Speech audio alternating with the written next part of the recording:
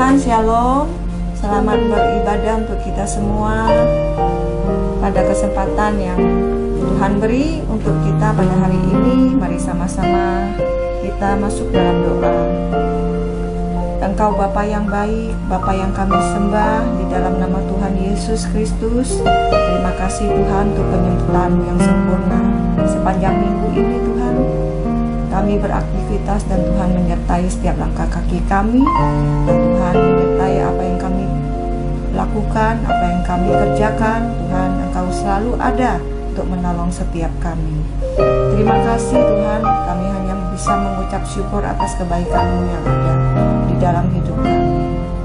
Berkati ibadah ini Tuhan, dalam pujian penyembahan kami, kiranya hadirat-Mu memenuhi setiap kami, untuk kami boleh berjumpa pribadi dengan Engkau. Biar setiap kami boleh datang mendengarkan isi hati-Mu Tuhan. Kami menangkap semua pesan-pesan Tuhan untuk kami kerjakan, untuk kami taati setiap perintah-Mu di dalam hidup kami.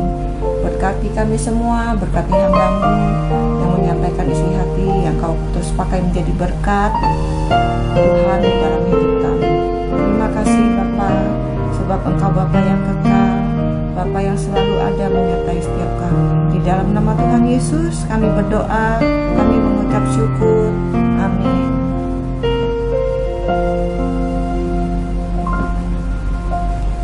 Kasih yang sempurna telah ku terima dari-Mu,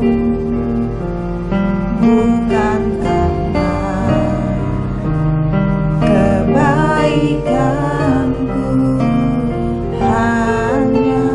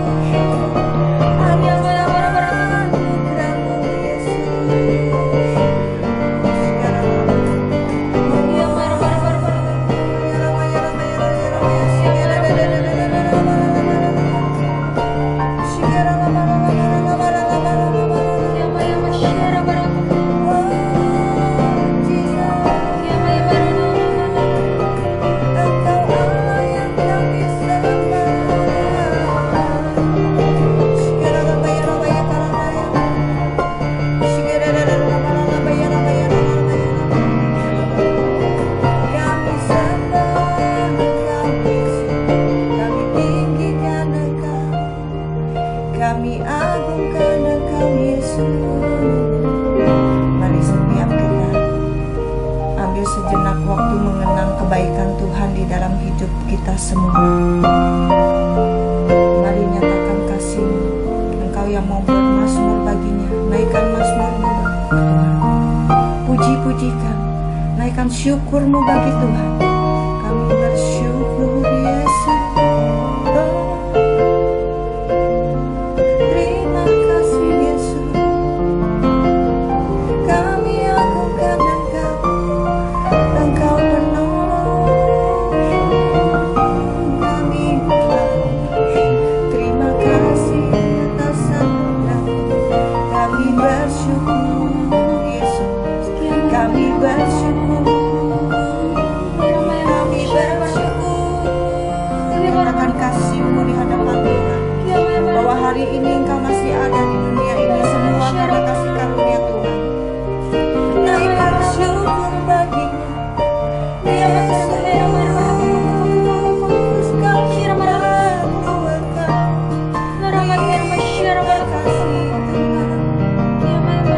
Kami bersyukur. Haleluya.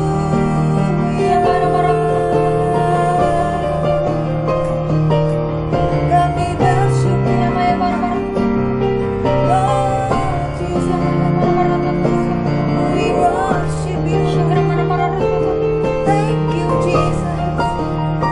Thank you for your blessing. Thank you for Jesus, we worship you. Haleluya.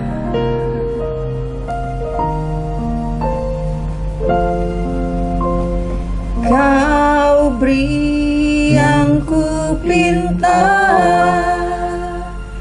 saat ku mencari, ku mendapatkan. Kami ketuk pintu-Mu Tuhan,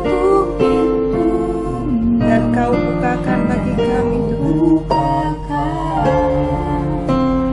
Sebab Kau Bapa yang kekal, takkan Kau biarkan aku melangkah hanya sendirian. Kau selalu ada bagiku, sebab Kau Bapa yang kekal. Sebab Kau Bapa yang kekal. Sebab Kau Oh Bapa-Ku, Bapa yang kekal. Sebab Kau Bapa yang baik yang kami sembah dalam Kristus Yesus, firman-Mu ya dan amin. Jeripaya kami di dalam Engkau tidak pernah sia-sia. Engkau Tuhan yang sanggup mengadakan mukjizat, menyembuhkan, memulihkan, dan memberkati hidup kami. Anugerahkan roh hikmat, pengertian, pengenalan, benarkan Engkau dan berkati kami semua di dalam nama Tuhan Yesus Kristus. Kami telah berdoa dan mengucap syukur. Mari semua kita cinta Tuhan Yesus sama-sama katakan amin. Shalom Bapak Ibu terkasih di dalam Tuhan. Minggu lalu kita sudah belajar bagian pertama daripada hamba kebenaran versus hamba dosa dengan parameter panca indera. Minggu lalu kita belajar tentang telinga, mata, dan hidung pada dimensi profetik disandingkan dengan firman. Ada banyak sekali peringatan Tuhan, ada banyak sekali hal-hal yang ternyata harus kita berhati-hati, waspada, dan benar-benar menyimak apa yang Roh pesankan. Hari ini kita sambung bagian yang kedua dari panca indera, sisa 2 bagian, yaitu tentang lidah dan kulit. Mari kita lihat bagian yang pertama, yaitu lidah. Bapak Ibu terkasih di dalam Tuhan, Amsal 18 ayat 19 sampai 21 berkata, saudara yang dihianati lebih sulit dihampiri daripada kota yang kuat, dan pertengkaran adalah seperti palang gapura sebuah puri. Perut orang dikenyangkan oleh hasil mulutnya, ia dikenyangkan oleh hasil bibirnya. Hidup dan mati dikuasai lidah. Siapa suka menggemakannya akan memakan buahnya. Haleluya. Bapak Ibu terkasih di dalam Tuhan, ternyata lidah ini mempengaruhi hubungan pribadi kita.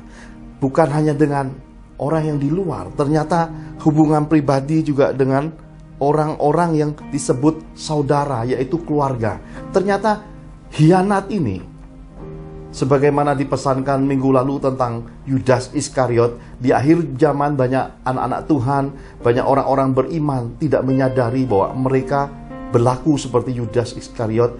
Mereka menghakimi sesama, menghakimi hamba Tuhan. Mereka mengambil haknya Tuhan, yaitu mereka berlaku seperti hakim. Kedaulatan, haknya Tuhan mereka langgar firman. Hingga seperti Yudas Iskariot, Bapak Ibu, banyak alasannya. Ternyata di dalamnya ketika dibuka, disingkapkan, isi semua alasan itu hanya untuk pembenaran diri, untuk menyatakan itulah dirinya. Apa yang dihakimi itu, itulah dirinya dia. Karena orang yang sudah selesai dengan dirinya, lidahnya akan mengucapkan hal-hal yang jadi berkat. Lidah yang mendamaikan sisi dunia ini adalah lidah di dalamnya orang-orang yang sudah mencapai proses yang sempurna dalam kehidupan. Orang-orang yang sudah selesai dengan dirinya. Dunia mengatakan bahwa mereka adalah orang bijaksana. Dunia mengatakan bahwa mereka orang dewasa. Dunia berkata bahwa mereka adalah orang-orang yang matang dalam kehidupan. Karena itu Bapak Ibu terkasih dalam Tuhan, ternyata lidah juga mengandung buah dari perkataan itu. Jadi buah perkataan yang manis ternyata hasilnya, kata kitab suci, mengenyangkan. Jadi orang-orang yang matang, orang-orang dewasa, orang-orang bijaksana tidak akan pernah kelaparan. Kenapa? Karena perkataan mereka tuh menyukakan sisi dunia ini, mereka disenangi, dan berkat dan rejeki itu ada senantiasa dalam hidup mereka. Kitab suci berkata, lidah perkataan orang-orang yang berlakunya bijaksana, dewasa, matang ini, hasilnya mengenyangkan hidupnya. Sementara lidah yang ternyata mengandung racun, yaitu akar kepahitan, justru sering saya istilahkan dengan lidah ular, adalah orang-orang yang ngomong sekarepnya. Perkataan yang ketus, perkataan yang pahit, perkataan yang menyakitkan, bahkan perkataan-perkataan yang mengandung fitnahan, yang pada akhirnya hasil dan buah perkataan mereka itu membuat mereka kelaparan. Kenapa? Karena cepat lambat akan mengalami murka Tuhan. Orang yang mengalami murka Tuhan pasti seisi hidupnya, keluarganya, bisnisnya, rezekinya, keuangannya akan terbakar. Jadi mereka akan mengalami kelaparan. Kenapa? Karena kitab suci berkata hidup dan mati dikuasai lidah, Bapak Ibu. Haleluya. Nah, kita mau lihat yang dimaksud lidah yang penuh dengan racun yang mengandung akar-akar pahit ini. Seperti apakah kalau kita tarik mundur pada kehidupan pemazmur.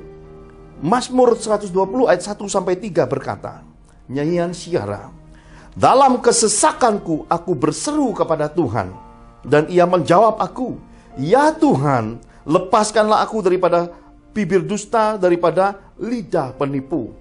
Apakah yang diberikan kepadamu dan apakah yang akan ditambahkan kepadamu, hai lidah penipu. Ternyata Bapak Ibu terkasih di dalam Tuhan, ketika orang tidak mencapai buah perkataan yang mengandung kemanisan dalam kehidupan, karena mereka masuk pada area kelaparan, kesusahan hidup, menginginkan kepunyaan orang lain, hatinya jahat, hingga yang dibuatnya adalah mereka melakukan perkataan yang menyakitkan orang lain, perkataan-perkataan yang merugikan orang lain. Lidahnya, pemazmur berkata, adalah lidah pendusta. Ngeri Bapak Ibu. Kenapa saya berkata ngeri? Karena lidah pendusta ini berpikir bahwa dengan mereka berlaku curang dalam bisnis, berlaku curang dalam pelayanan, berlaku curang dalam perbuatan hidupnya, mereka berpikir akan tambah banyak, tambah populer, tambah banyak uang, tambah banyak kemenangan, tambah banyak hal-hal yang menyenangkan. Ternyata tidak Bapak Ibu. Kenapa? Karena lidah daripada penipu ini merupakan bentuk orang-orang yang tidak punya integritas kehidupan, orang-orang yang lari dari iman, orang-orang yang menyangkal imannya, hati nuraninya telah menjadi kandas. Oleh kenapa? Karena mereka memilih apa yang dunia tawarkan, apa yang setan-setan tawarkan, dan mereka mengejar nafsu-nafsu manusia. Dan kembali Mazmur 12 ayat 3-5 berkata, mereka berkata dusta yang seorang kepada yang lain, mereka berkata dengan bibir yang manis dan hati yang bercabang. Biarlah Tuhan mengerat segala bibir yang manis dan setiap lidah yang bercakap besar dari mereka yang berkata, dengan lidah kami menang, biar bibir kami menyokong kami, siapakah Tuhan atas kami. Jadi Bapak Ibu terkasih dalam Tuhan, lidah dusta, lidah yang penuh akar pahit, lidah yang mengandung racun ini, pada akhirnya akan menjadi satu titik menuju ke kesombongan. Perkataan-perkataan yang sombong, pribadi yang sombong, ucapan yang keluar adalah kesombongan. Kenapa? Karena terkadang dalam kehidupan ada 1, 2, 3 kali kesempatan menang di balik lidah dustanya, menang di balik penipuannya, menang dan bermegah karena memfitnah hamba-hamba Tuhan, memfitnah saudara-saudara seiman, memfitnah keluarganya. Mereka jadi sombong, jadi arogan, lupa diri. Tapi kitab suci berkata, Tuhan akan mengerat mereka. Apa yang dia kerat? Yaitu bibir yang manis, hati yang bercabang. Ini loh Bapak Ibu, manis mulut. Ya. Akhir zaman ini ada banyak sekali orang-orang rohani yang manis mulut, hatinya berbisa. Saya suka mengistilahkan adalah lidah ular. Kata-kata mereka itu mengandung jerat, kata-kata mereka itu mengandung suatu pesan, di baliknya adalah kebencian, kepahitan mereka ditularkan ke orang-orang yang tidak ikut bagian, yang tidak andilnya. Akhirnya dia ikut benci, jadi ikut marah, dan dia menghipnotis orang-orang berlaku lebih jahat dari dirinya. Di dunia kita kenal dengan istilah lempar batu sembunyi tangan. Orang-orang seperti inilah sebenarnya biang kerok telah bermaker kehidupan jahat, ya. Aichai tokuke, kata orang-orang istilah zaman dulu. Pendek-pendek badannya boleh kecil, pendek-pendek mungkin fisiknya kelihatan lemah, tapi ternyata lidah dan hatinya berbisa. Haleluya. Nah, saya mau ajak Bapak Ibu melihat lebih dalam lagi, dikupas di dalam surat Yakobus 3 ayat 1 sampai yang ke-12. Yakobus 3 ayat 1 sampai 12. Beginilah firman Tuhan. Saudara-saudaraku, janganlah banyak orang di antara kamu mau menjadi guru, sebab kita tahu bahwa sebagai guru kita akan dihakimi menurut ukuran yang lebih berat. Sebab kita semua bersalah dalam banyak hal. Barang siapa tidak bersalah dalam perkataannya, ia adalah orang sempurna, yang dapat juga mengendalikan seluruh tubuhnya. Kita mengenakan kekang pada mulut kuda, sehingga ia menuruti kehendak kita. Dengan jalan demikian kita dapat juga mengendalikan seluruh tubuhnya. Dan lihat saja kapal-kapal, walaupun amat besar dan digerakkan oleh angin keras, namun dapat dikendalikan oleh kemudi yang amat kecil menurut kehendak jurumudi. Demikian juga lidah, walaupun suatu anggota kecil dari tubuh, namun dapat memegahkan perkara-perkara yang besar. Lihatlah, betapapun kecilnya api, ia dapat membakar hutan yang besar. Lidah pun adalah api. Ia merupakan suatu dunia kejahatan dan mengambil tempat di antara anggota-anggota tubuh kita sebagai sesuatu yang dapat menodai seluruh tubuh dan menyalakan roda kehidupan kita. Sedang ia sendiri dinyalakan oleh api neraka. Semua jenis binatang liar, burung-burung, serta binatang-binatang menjalar dan binatang-binatang laut dapat dijinakan dan telah dijinakan oleh sifat manusia. Tetapi tidak seorang pun yang berkuasa menjinakkan lidah. Ia adalah sesuatu yang buas, yang tak terkuasai, dan penuh racun yang mematikan. Dengan lidah kita memuji Tuhan Bapa kita, dan dengan lidah kita mengutuk manusia yang diciptakan menurut rupa Allah. Dari mulut yang satu keluar berkat dan kutuk. Hal ini saudara-saudaraku tidak boleh demikian terjadi. Adakah sumber memancarkan air tawar dan air pahit dari mata air yang sama? Saudara-saudaraku, adakah pohon ara dapat menghasilkan buah zaitun, dan adakah pokok anggur dapat menghasilkan buah ara? Demikian juga mata air asin tidak dapat mengeluarkan air tawar. Amin. Amin. Bapak Ibu terkasih di dalam Tuhan, kitab suci pesankan, bahkan sudah ada sejak zaman rasul-rasul dulu, kegerakan gereja mula-mula, bahwa banyak orang ingin menjadi guru, ya. Apalagi di akhir zaman ini, medsos begitu berkembang dan terbukanya.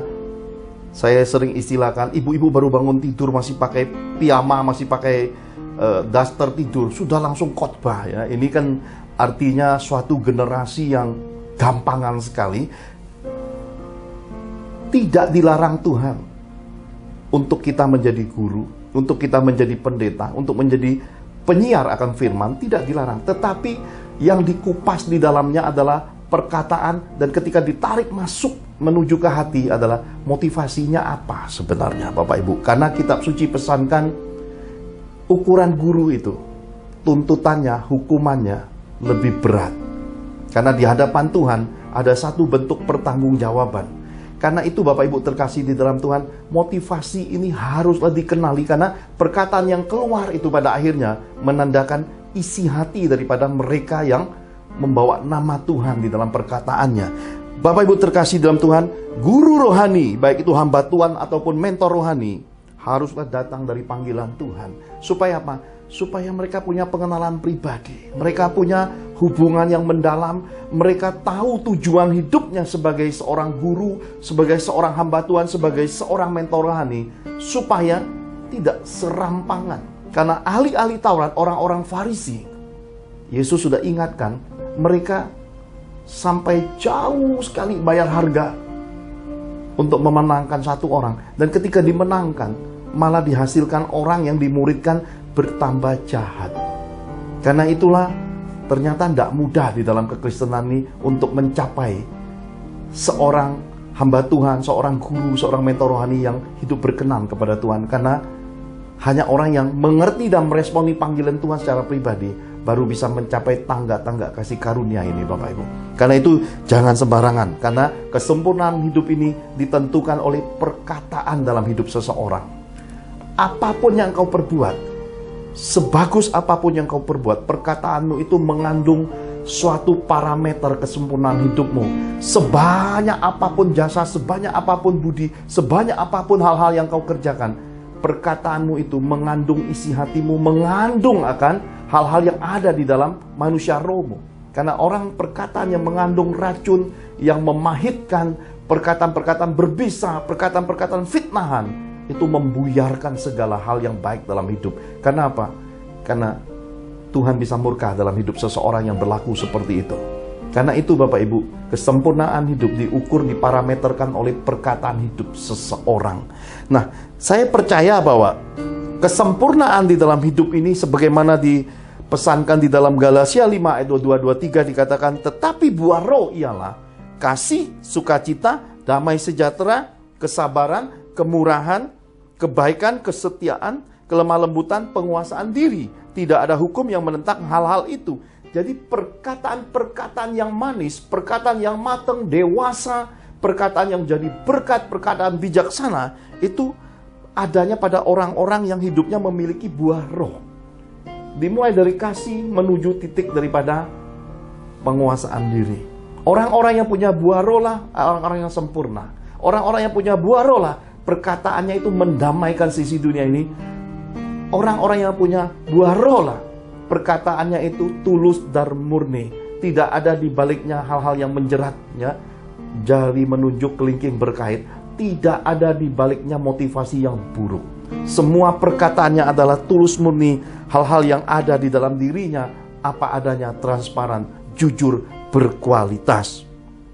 Tuhan pesankan juga kepada umatnya lewat surat Yakobus tadi bahwa supaya umatnya jangan hidup di area suam-suam kuku, ya, kompromi atas dosa, berbuat baik, tapi kata-katanya itu menyakitkan. Lalu balas lagi dengan kebaik habis, itu kata-kata menyakitkan.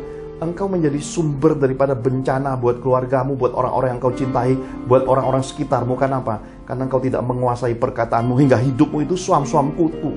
Jadi dirimu memancar dua hal, kemanisan dan juga kesakitan. Di baliknya ada madunya, tapi juga ada racunnya. Dan keluargamu bingung di dekatmu.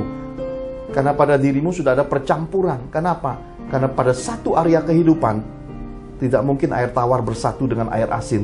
Dan pada akhirnya, orang tidak bisa mengecap lagi kebaikan Tuhan. Dan tidak bisa melihat kemuliaan Tuhan di dalam hidupmu. Karena itu Bapak Ibu terkasih di dalam Tuhan, Tuhan pesankan supaya umat Tuhan itu jangan ada lagi perkataan-perkataan yang buas.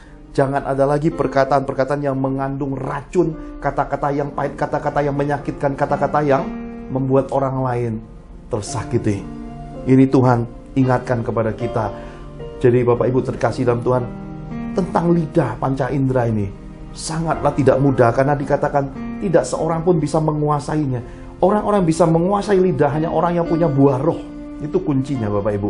Orang yang sudah selesai proses, orang yang benar-benar hidup takut akan Tuhan, orang-orang yang tulus murni, orang-orang yang kiblatnya sesungguh hidupnya adalah transparansi, kejujuran, berkualitas, dan seluruh area hidupnya adalah berjalan dengan rupa gambar Yesus. Hidupnya hanya kesederhanaan.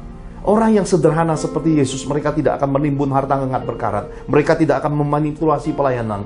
Mereka tidak akan ngerok uang umat. Mereka tidak akan melakukan khotbah-khotbah, firman-firman yang menjerat, yang menginginkan uang daripada umat. Kenapa? Karena mereka takut akan Tuhan. Karena mereka tahu bahwa hidup ini selain sorga ada neraka. Mereka tahu bahwa hidup berkenan kepada Tuhan itu harus menjadi pilihan utama. Hidup takut akan Tuhan, hidup yang menyukakan akan hati Tuhan. Karena itu Bapak Ibu terkasih dalam Tuhan, Kitab Suci mengingatkan kepada kita bahwa lidah ini, satu kesatuan anggota tubuh ini, harus ditransformasi. Kisah Para Rasul 2 ayat 1 sampai yang keempat.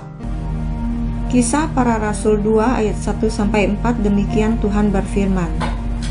Ketika tiba hari Pentakosta, semua orang percaya berkumpul di satu tempat.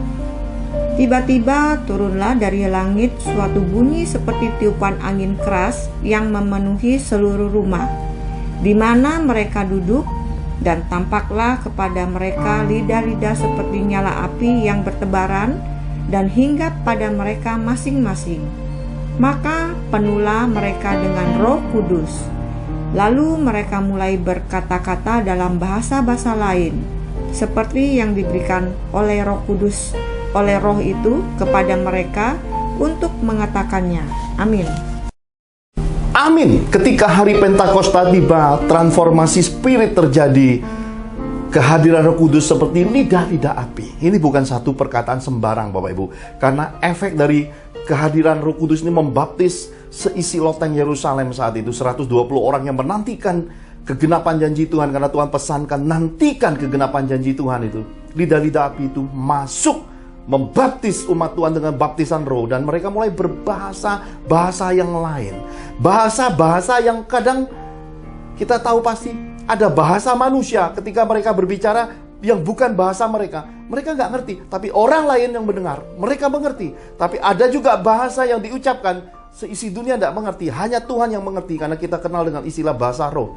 Tapi kalau kita pahami kata bahasa roh Bapak Ibu, kita bisa memahami lidah yang buas, lidah yang merupakan api dan neraka ini. Ternyata pada akhirnya Tuhan sandingkan dengan ucapan bahasa-bahasa yang tidak dimengerti, bahasa yang dimengerti oleh bangsa-bangsa lain, bahasa yang tidak dimengerti oleh seluruh bangsa, tertujunya kepada Tuhan. Kata-kata yang keluar itu bersanding dengan pemahaman dan pengertian dari roh itu sendiri. Karena itu Tuhan ingin kita fokus kepada Tuhan. Seluruh anggota tubuh kita, khususnya lidah yang hari ini sedang kita kupas, itu terfokus dipakai untuk berdoa, dipakai untuk bersyafaat, dipakai untuk mengeluarkan nasihat yang lemah lembut, yang penuh kasih, yang bersumber dari Tuhan, kata-kata yang benar-benar murni, tulus, kata-kata yang membangun, menguatkan, menasihatkan, bahkan menegur umat Tuhan untuk berbalik dari tingkah laku yang jahat, kata-kata yang mengandung firman Tuhan. Haleluya. Jadi kita bisa menangkap hari ini bahwa seluruh anggota tubuh ini, termasuk lidah, ketika Roh Kudus masuk, buah roh bermanifestasi, manusia roh kita ditransformasi, diproses sempurna. Lidah ini kena dampaknya. Kenapa? Karena kita akan punya hati yang baru, hati yang terang, hati yang penuh dengan damai, yang penuh sukacita. Perkataan yang keluar adalah perkataan-perkataan orang-orang kudus, orang-orang yang sudah menjadi ciptaan yang baru. Haleluya. Nah Bapak Ibu yang terkasih di dalam Tuhan, Yang lain, bagian kelima daripada panca indera ini adalah kulit. Bagaimana kita bicara tentang kulit? Sebagaimana saya sampaikan pada bagian pertama dari panca indera, tidak mudah untuk berkhotbah tentang panca indera karena parameter firman-Nya kalau secara lahiriah sulit sekali, tapi ada pesan profetik di baliknya, ada hal-hal yang kita bisa tangkap lewat perluasan pemahaman pengertian lewat Roh Kudus. Apa itu kulit? Kulit ternyata adalah panca indera peraba dan juga perasa, ya. Kalau kita nggak punya kulit, nggak kebayang hidup ini, ya. Dan Tuhan memberi kita kesanggupan luka, kulitnya terbuka, ya. Ternyata punya kesanggupan, akhirnya lukanya bisa nutup sendiri, ya.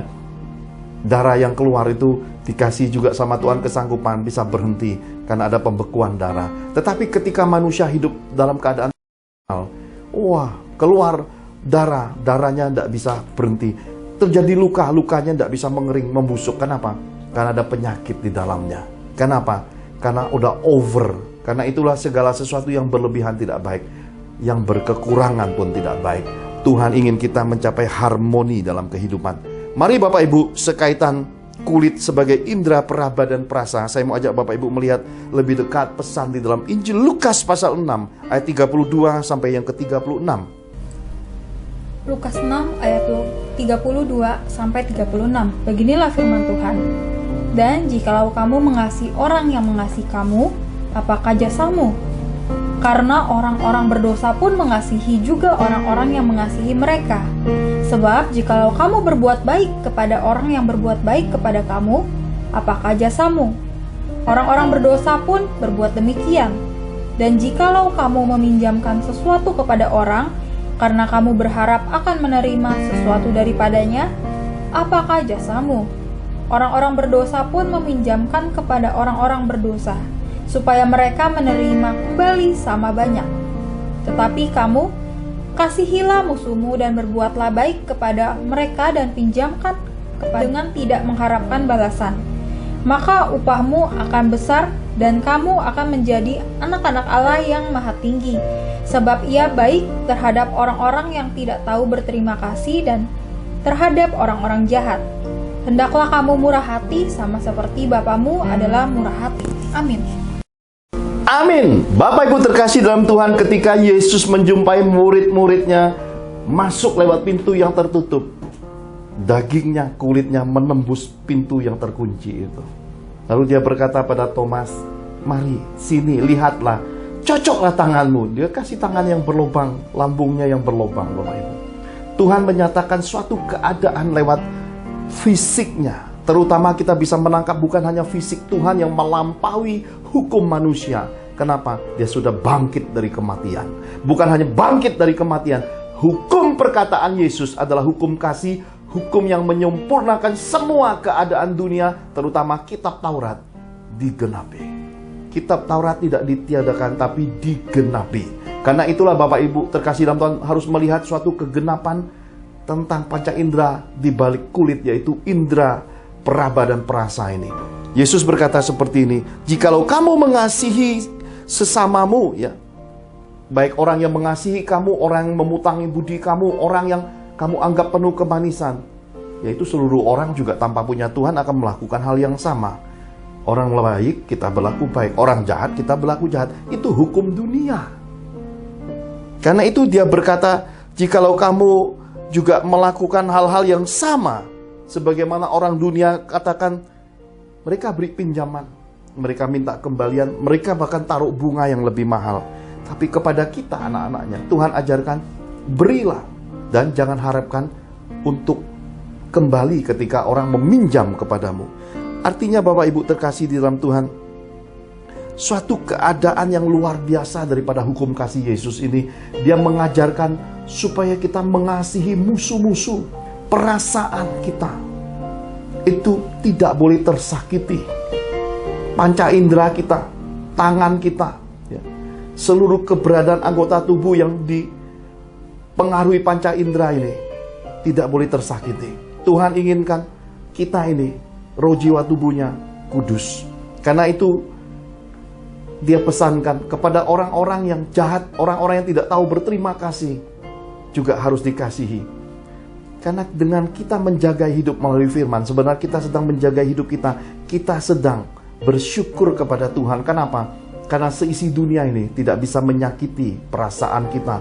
Indra peraba, indra perasa kita tetap terjaga. Apapun yang terjadi di dalam hidup ini, hati kita tetap bersyukur. Kenapa? Karena kita tidak ternodai. Karena kita tidak dicemari. Kita tidak disakitkan. Kita tidak dipahitkan. Kita tidak mengalami apa yang disebut dengan keterpurukan. Dan terutama kita tidak bergantung dengan seisi dunia ini. Kenapa? Karena kita hidup oleh perkataan firman Yesus. Kita hidup di dalam firman-Nya. Kita hidup jadi pelaku firman-Nya. Kita mengikuti langkah kaki Yesus dengan hidup sebagai anak-anak terang-Nya. Haleluya. Jadi kita tahu Bapak Ibu, dipesankan kepada kita supaya Tuhan ingin kita hidup dengan kemurahan hati. Kenapa? Karena kemurahan hati inilah membawa kita akan terus bertambah-tambah dalam kehidupan. Barang siapa punya, kepada dia diberi sehingga dia berkelimpahan. Jadi ketika kita punya kemurahan hati, perasaan kita, perabah kita bertambah-tambah. Karena kitab suci digenapi, ada orang yang membagi-bagikan hartanya bertambah-tambah kaya, ya. Ada orang yang menyebarkan keuangannya. Ada orang yang melakukan perintah Tuhan, menabur, ya. Tetapi kitab suci berkata mereka bertambah kaya. Ada orang yang hemat, ya. Hemat ini kan indera perasanya kuat sekali. Wah, udahlah, ya. Jangan makan terlalu banyak, nanti duitnya habis karena buat makan. Makanlah yang agak murah, yang nggak apa-apalah, jorok, ya. Tapi ketika kehidupan mereka, tingkatan hidupnya tidak mencapai kasih karunia untuk makan makanan jorok, mereka langgar tapal batas area kasih karunia, mereka bayar harga mahal. Kenapa? Ketika penyakit masuk, yang disimpannya nggak cukup untuk mengobati dirinya, duitnya habis untuk rumah sakit. Jadi setiap orang mau makan jorok, mau makan sehat, mau makan yang berlimpah, Tuhan tidak larang. Terbuka buat dirimu masing-masing. Karena itulah peraba perasamu harus kau kenal di hadapan Tuhan. Karena tingkatan kasih karunia Tuhan kepada setiap orang berbeda. Kok Pak Pendeta bisa berbeda? Ya berbeda, ya. Ada orang yang disiram hujan 3 hari 3 malam tetap biasa. Tapi ada orang-orang yang baru kena 2 tetes air hujan, haji, sakit kepala, masuk angin, ya. Beda-beda. Ada orang yang tidak makan 1 hari tidak apa-apa. Ada orang yang telat makan 1 jam 2 jam, aduh, pusing kepala, ya. Ada orang makan apapun tidak masalah, tidak makan ya tidak masalah. Tapi ada juga orang-orang belum makan nasi tidak rasa kenyang, ya. Tiap orang punya tingkatan kasih karunia dalam hidup ini. Karena itulah indera peraba perasa ini harus engkau kenali sendiri di dalam hidupmu. Jangan engkau ikut arus, dan jangan engkau kompromi dan engkau sungkan. Kenapa? Roh sungkan mematikan jati diri hidupmu. Roh sungkan membuat engkau bayar harga teramat mahal, ya. Berjalan dalam suatu komunitas dan kelompok, tanggung waktunya, ya. Udah, ya, semua kita lewati, ya. 2 jam lagi baru makan siang. Dan kau ngangguk-ngangguk Bapak Ibu, ya. 2 jam kemudian orang makan enak, engkau sakit kepala, ya. Panas dingin, keringat dingin. Kenapa? Lewat jam makan. Orang lain tidak masalah lewat jam makan 2 jam. Engkau lewat 20 menit sudah panas dingin, ya. Gemeter tubuhnya. Kenali dirimu, kenali indera peraba, kenali indera perasa, dan jangan kompromi. Ketika di dalam suatu keadaan keterpaksaan terjadi, katakan, ada nggak yang punya snack? Kenapa? Lewati 2 jam dengan ganjil lewat snack akan menolong engkau bisa berlaku seperti yang dikehendaki dalam unity orang-orang banyak. Karena itulah Bapak Ibu, kitab suci sudah pesankan di akhir zaman, ada orang yang mengumpulkan banyak tidak berkelebihan, ada yang mengumpulkan sedikit tidak berkekurangan. Setiap orang sudah dijatahkan sama Tuhan. Dan ketika mengambil melalui batasan, melalui waktu yang ditentukan Tuhan, yang diambil jadi ulat. Jadi dalam hidup ini, ingatlah, setiap orang punya takaran dari Tuhan. Itulah kasih karunia. Indera peraba perasa inilah harus disandingkan dengan kehendak Tuhan. Supaya apa? Supaya kita hidup cukup. Yesus berkata, cukupkan dirimu 1 hari, cukup untuk dirimu. Kesusahan 1 hari, cukup sudah untuk 1 hari. Makan hari ini ada, syukuri, karena burung pipit aja dipelihara, tidak usah cemasin hari esok. Hari esok punya kesusahannya sendiri, dan hari esok ada berkat Tuhan tersendiri. Hari ini, cukupi hari ini. Dan kalau ada kebaikan yang Tuhan perintahkan, ada pernyataan roh, ada sesuatu yang dalam batinmu Tuhan perintahkan, jangan ditunda. Apalagi itu kaitannya dengan kebaikan, kaitannya dengan uang. Karena 1 kali 24 jam kau tunda, hatimu melekat kepada apa yang harusnya kau kerjakan. Akhirnya kebaikannya harusnya menjadi alasan Tuhan memberkatimu. Engkau berlambat-lambat, akhirnya engkau pura-pura tidak tahu, engkau lupakan, engkau kompromi, dan pada akhirnya engkau berlambat-lambat. Semuanya mengalami perlambatan di dalam hidupmu. Jangan tunda pesan roh untuk setiap orang yang diperintahkan Tuhan untuk berbuat kebaikan. Selesaikan. Apalagi ketika kebaikan itu ternyata itu hari terakhir daripada orang-orang yang berhak menerima kebaikan. Supaya jangan ada sesal dari apa yang Tuhan perintahkan. Orang yang taat selalu masuk di kairos. Orang yang taat selalu melakukan perbuatan yang terpuji. Orang yang taat selalu mendapat alasan dari Tuhan untuk diberkati, untuk dipulihkan, untuk disembuhkan, untuk diperpanjang umurnya. Orang yang taat akan selalu dipakai Tuhan jadi jembatan mukjizat, jembatan kesembuhan, jembatan jawaban Tuhan, jembatan kasih, jembatan pemulihan, jembatan restorasi yang dari Tuhan untuk menolong sesama. Jadi Tuhan mengejar, Tuhan mencari, Tuhan berkenan kepada orang-orang pilihan yang hidup taat, melakukan firman, mengikuti hidup dalam tuntunan rohnya. Haleluya. Nah Bapak Ibu, sebagai bagian terakhir, mari kita lihat apa yang dipesankan di dalam Filipi 2 ayat 1 sampai yang ke-8. Filipi 2 ayat 1 sampai 8, demikian firman Tuhan. Jadi, karena dalam Kristus ada nasihat, ada penghiburan kasih, ada persekutuan roh, ada kasih mesra dan belas kasihan. Karena itu, sempurnakanlah sukacitaku dengan ini. Hendaklah kamu sehati sepikir dalam satu kasih, satu jiwa, satu tujuan, dengan tidak mencari kepentingan sendiri atau puji-pujian yang sia-sia. Sebaiknya, hendaklah dengan rendah hati yang seorang menganggap yang lain lebih utama daripada dirinya sendiri. Dan janganlah tiap-tiap orang hanya memperhatikan kepentingannya sendiri, tetapi kepentingan orang lain juga.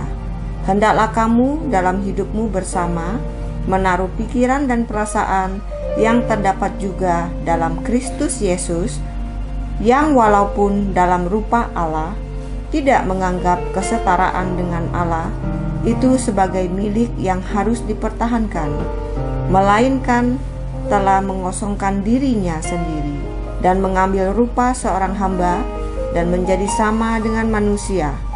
Dan dalam keadaan sebagai manusia, ia telah merendahkan dirinya dan taat sampai mati, bahkan sampai mati di kayu salib. Amin. Amin. Bapak Ibu terkasih di dalam Tuhan, indera peraba dan perasa ini sering kali dalam kehidupan kita rasakan, bahkan dalam kehidupan kekristenan, kehidupan bergereja. Ada orang-orang yang kok rasanya baru kenal, baru ketemu, sudah karib dan rasanya sudah kenal puluhan tahun, Bapak Ibu. Demikian juga ada orang yang sudah lama sekali bersama kita, satu komunitas. Kok bisa dalam sekejap ini seperti orang dunia, tiba-tiba dalam satu perkara kecil mereka seakan-akan memusuhi kita, seakan-akan kita ini jadi musuh buat mereka. Kita jadi bingung kadang-kadang. Kekristenan ini sebenarnya kasihnya hilang di mana? Sedangkan Yesus yang sama, firman yang sama, sekian ratus tahun, ribu tahun tidak berubah. Tapi kenapa umat yang hidup di akhir zaman ini kasihnya kok menjadi dingin? Saya juga sering mencari, kenapa sih? Ingin mencari akar dan solusinya, ingin menemukan penyebab daripada hubungan antara umat dengan umat, saudara dengan saudara, keluarga dengan keluarga, hubungan antara umat dengan hamba Tuhan. Kenapa sering terjadi benturan yang gak perlu? Ternyata ini kuncinya. Ada banyak orang mencari kepentingan pribadi, ada banyak orang mengejar puji-pujian yang sia-sia.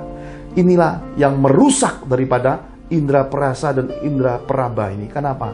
Karena orang mengotak-ngotakkan sesama.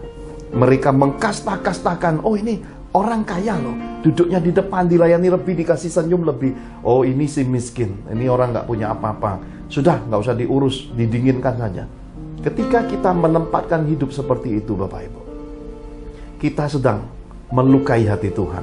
Karena dengan melukai saudara seiman yang terkecil sekalipun, kita sedang menjadi hakim, kita sedang berlaku jahat di hadapan Tuhan dan sesama.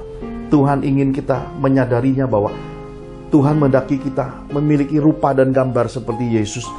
Hidup memiliki pikiran dan perasaan Yesus. Hidup sebagaimana dipesankan, taat. Ya. Jangan ambil lagi satu kesetaraan, kebanggaan, dan gengsi. Karena orang yang merasa dirinya setara dan gengsi itu adalah orang yang menempatkan terlalu tinggi dirinya, terlalu tinggi kehendak dan keinginannya, berlebihan-lebihan semua hal yang disebut mimpi dan tujuan hidupnya. Jangan, ya. Seseorang harus punya kerendahan hati, siap dikoreksi, dan kapanpun Tuhan mau rendahkan kita, kita siap untuk direndahkan. Kapanpun Tuhan mau proses kita, kita siap diproses. Kapanpun Tuhan mau ngambil area-area bagian daripada kehidupan kita yang berharga, bahkan emas, perak, permata, bahkan tabungan, bahkan keuangan kita, kita tidak terikat. Karena kita tahu kalau Tuhan yang mengambil, Dia akan kembalikan melebihi yang Dia ambil. Karena itulah orang yang cinta Tuhan, yang takut akan Tuhan, tidak takut untuk diproses. Orang yang cinta Tuhan tidak takut untuk gagal, karena mereka tahu di balik kegagalan adalah kesempatan mengkoreksi diri, supaya jalan-jalan ketika Tuhan menghadang kita, supaya kita tidak lewat, kita bisa menemukan bahwa Tuhan sudah memilih jalan yang lain, dan jalan yang hari ini kita tempuh bukan jalan Tuhan. Ada anak-anak Tuhan yang rendah hati bisa cepat menemukan kehendak Tuhan. Kenapa? Karena indera peraba perasanya itu terfokus pada Tuhan Yesus secara langsung. Orang-orang yang rendah hati akan beroleh ganjaran kekayaan, kehormatan, dan kehidupan, kata kitab suci. Karena itulah kita percaya bahwa panca indera ini penting di dalam kehidupan kekristenan ini. Bakaran daripada hamba kebenaran versus hamba dosa, panca indera ini sudah diajarkan terbuka kepada kita. Kiranya hal ini membekali kita untuk memahami berkat yang Tuhan buka seperti hujan yang diturunkan di muka bumi. Hujan berkat yang sama untuk orang baik, hujan berkat yang sama untuk orang jahat. Baik itu hamba kebenaran atau itu hamba dosa, semuanya ketika Tuhan membuka pintu pengadilan terjadi, semua orang dihakimi, masing-masing menerima upah, menerima penghargaan ataukah penghukuman menurut perbuatannya masing-masing. Saya ketika menyampaikan isi hati Tuhan, pesan nubuatan tutup tahun sebagaimana hari ini Tuhan beri pengertiannya. Anak-anak rohani saya di kota Bandung membagikan pesan nubuatan Tuhan ini kepada teman-teman sekantornya, teman-teman kerjanya yang beda kepercayaan, beda agama. Dan mereka menangkap sesuatu, dan pada akhirnya mereka mempraktekkan sesuatu. Dan beberapa di antara orang-orang yang beda agama kepercayaan itu malah menerima berkat lebih besar daripada orang-orang rohani. Mereka bahkan punya bisnis hari ini, bisnis yang bersumber dari pernyataan pesan Tuhan. Mereka bahkan punya rumah, punya mobil, mereka beli dari hasil bisnis, dan mereka terus mengikuti pesan Tuhan. Kenapa? Karena Pak Johan tidak pernah mengejar siapapun untuk menjadi Kristen. Kekristenan dalam hidup ini adalah kasih karunia, tidak perlu dipaksakan. Karena indera peraba perasa yang dipaksakan itu adalah perkosaan rohani namanya. Kita percaya dalam hidup ini Tuhan sudah menetapkan, Tuhan sudah memilih. Jadi bagian kita adalah sebagai rekan sekerja Tuhan harus berdampingan dengan kehendak Tuhan. Jangan paksakan apapun, ya. Relakan untuk mencapai kehendak Tuhan, memilih apa yang menurut kedewasaan kita, kematangan hidup kita, karakter hidup kita, supaya indera peraba perasa kita ini mencapai kesempurnaan sebagaimana yang diajarkan dan dikehendaki Tuhan Yesus. Yesus memilih mati di atas kayu salib, kematian yang menebus isi dunia ini. Dan kita tahu dengan pasti kebangkitannya membawa pengharapan yang luar biasa. Dan saat Dia naik ke sorga, sesuatu yang ajaib mewarnai orang-orang yang bersama Dia 3,5 tahun. Panca indera mereka terbuka dan mengalami transformasi. Bahkan mereka memberi dirinya untuk martir di jalan salib ini, karena mereka tahu sudah tersedia rumah di sorga. Mereka tahu di sorga Yesus mereka sudah disediakan tempat. Dan Yesus sudah janjikan Dia akan datang kedua kali menjemput mempelainya, menjemput umat pilihannya, menjemput orang-orang beriman yang hidupnya kudus dan berkenan kepadanya. Mari kita siapkan hati kita mencapai apa yang dikehendaki Tuhan ini. Mari pahami semua kehendak Tuhan ini. Dan kita akhiri ibadah ini. Pastor William akan tutup dengan doa untuk kita menerima berkat-berkat Bapa surga. Mari kita angkat kedua tangan kita sama-sama di hadapan Tuhan. Bapak Ibu terkasih dalam Tuhan Yesus, hari ini kita baru saja dicerahkan firman Tuhan bagian kedua dari pancara indera sebagai parameter dari pesan Tuhan tentang hamba kebenaran versus hamba dosa. diajarkan dan dipesankan kepada kita bahwa lidah mengandung buah perkataan. Lidah bermadu yaitu perkataan yang manis dan berharga, maka hasilnya mengenyangkan. Sementara lidah yang penuh racun atau lidah bermuatan akar pahit, maka hasilnya kelaparan. Hidup dan mati dikuasai lidah. Guru rohani yaitu hamba Tuhan dan mentor rohani haruslah datang dari panggilan Tuhan. Perkataan berkat hanya ada pada orang-orang yang hidup memiliki roh, buah-buah roh. Sementara pada kehidupan transformasi Tuhan kehendaki kita hidup murah hati dan hidup seperti Yesus dengan memiliki pikiran dan perasaan Yesus, yaitu hidup taat dan jadi pelaku firman Tuhan sampai mati. Haleluya. Mari kita angkat kedua tangan kita di hadirat-Nya. Dalam nama Tuhan Yesus Kristus terbukalah tingkap-tingkap langit, dicurahkan Tuhan bagi kita benih-benih kehidupan. Kita dilindunginya jauh dari penyakit, mara bahaya, dan jauh dari bencana kematian. Kita dipeliharanya, kita diberkatinya, semua janji Tuhan atas hidup kita terpenuhi. Lumbung-lumbung perbekalan kita diisi penuh dengan kebaikan, kemurahan, dan berbagai-bagai berkat kehidupan. Berangkas dan rekening bank kita diisi Tuhan penuh berlimpah.